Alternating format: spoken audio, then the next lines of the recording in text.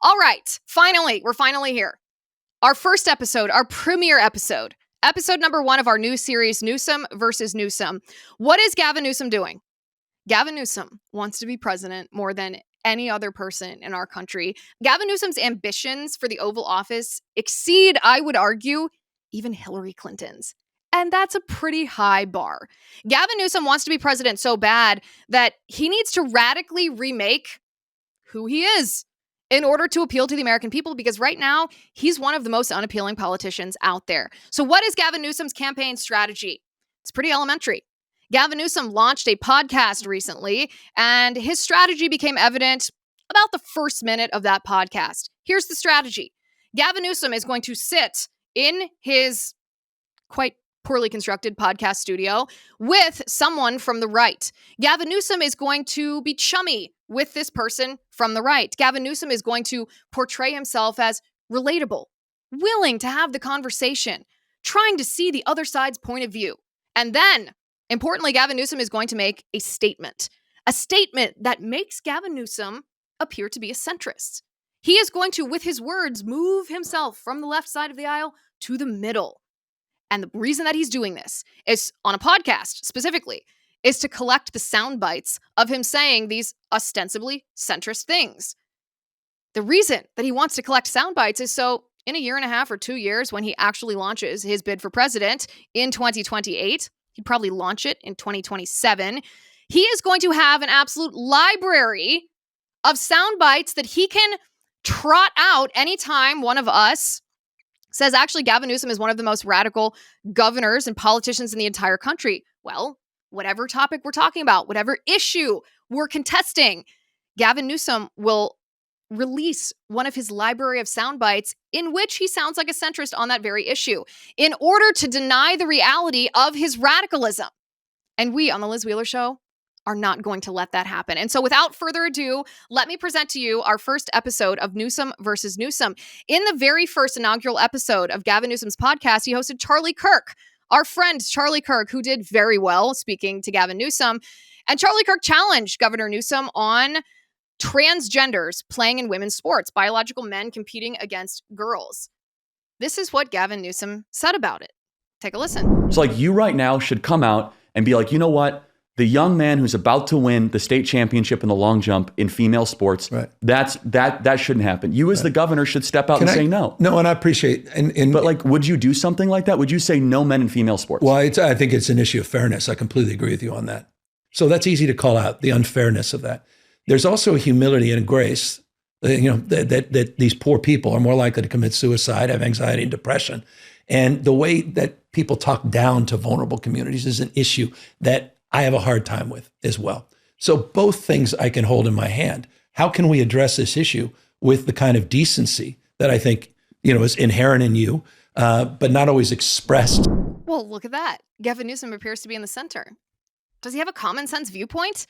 Does Gavin Newsom, did he not just express that it's unfair for biological men, even if they identify as women, to play in women's sports?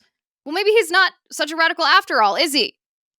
Oh, wait a second. Wait just a second. Now it is time for the reality, because that is just such a soundbite as we referenced earlier. The reality is that Gavin Newsom's actions speak louder than his words. Gavin Newsom's actions contradict the words that came out of his mouth. Gavin Newsom's been governor of California for a long time now. He's had every opportunity to enact policies that would actually protect women from men in their sports, would actually establish or acknowledge reality when it comes to the transgender ideology. And every time Gavin Newsom had an opportunity to do this, he chose the transgender ideology. For example, in 2024, this is just a couple months ago, last year, California prohibited schools from creating policies that would require teachers or school administrators to notify parents if their son or daughter requests to identify with neopronouns or change their names or use the bathroom of the opposite sex or play on a girls' sports teams if they're a boy. Let me repeat that. Schools in California under Gavin Newsom's administration are not even allowed on an individual basis to create policies that notify parents if their child transes in school. Gavin Newsom. That's Gavin Newsom. Gavin Newsom presides as governor of California over the California Department of Education. And part of the California Department of Education, the education code, allows men to play on girls' sports teams. Gavin Newsom has the authority and the power to stop that, and yet he didn't. Contradicting the words that Gavin Newsom spoke.